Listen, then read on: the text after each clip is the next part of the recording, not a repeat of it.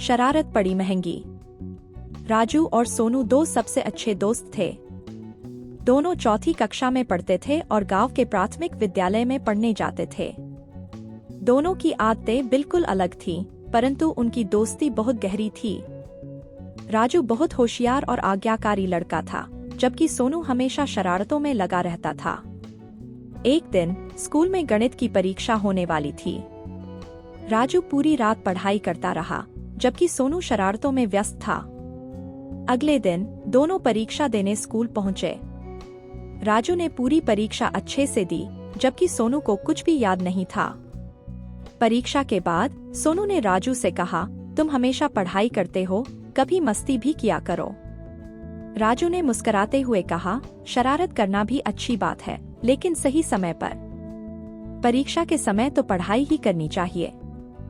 एक दिन गांव में मेला लगा। सोनू ने राजू से कहा, चलो मेले में चलते हैं, वहां बहुत मजा आएगा। राजू ने अपने माता पिता से इजाजत ली और दोनों मेले में चले गए। मेले में बहुत सारी चीजें थीं, झूले, मिठाइयाँ, खिलौने और बहुत सारे खेल। सोनू ने एक दुकान पर एक सुंदर घड़ी देखी।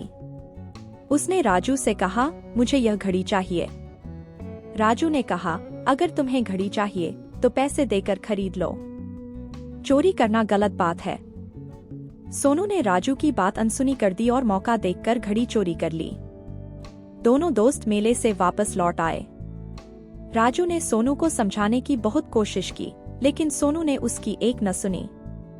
अगले दिन स्कूल में जब प्रार्थना हो रही थी, तब प्रधानाचार्य ने घोषणा की, कल मेले में एक घड़ी चोरी हो गई है। जो भी यह घड़ी लेकर आया है, वह बिना किसी डर के घड़ी वापस कर दे, नहीं तो सख्त कार्रवाई होगी। सोनू बहुत डर गया।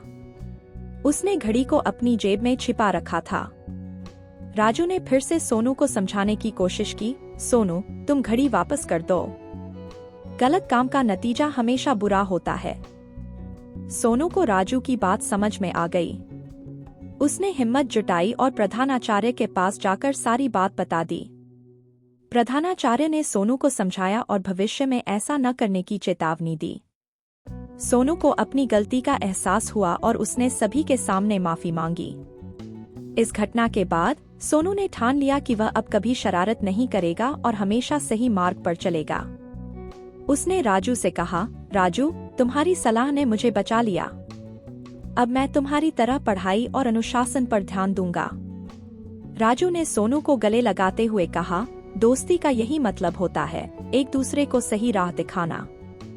इस तरह से सोनू ने अपनी शरारतों को छोड़कर मेहनत और ईमानदारी का रास्ता अपनाया।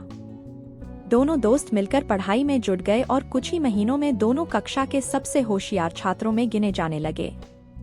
इस घटना ने सोनू को जीवन का महत्वपूर्ण सबक सिखाया, शरारतें तो मस्ती के लिए होती हैं, लेकिन जब वे गलत दिशा में जाएं, तो उन्हें समय रहते सुधार लेना चाहिए।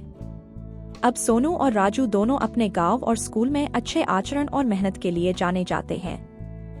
उनकी दोस्ती पहले से भी मजबूत हो गई और वे एक दूसरे के सच्चे मित्र बन गए।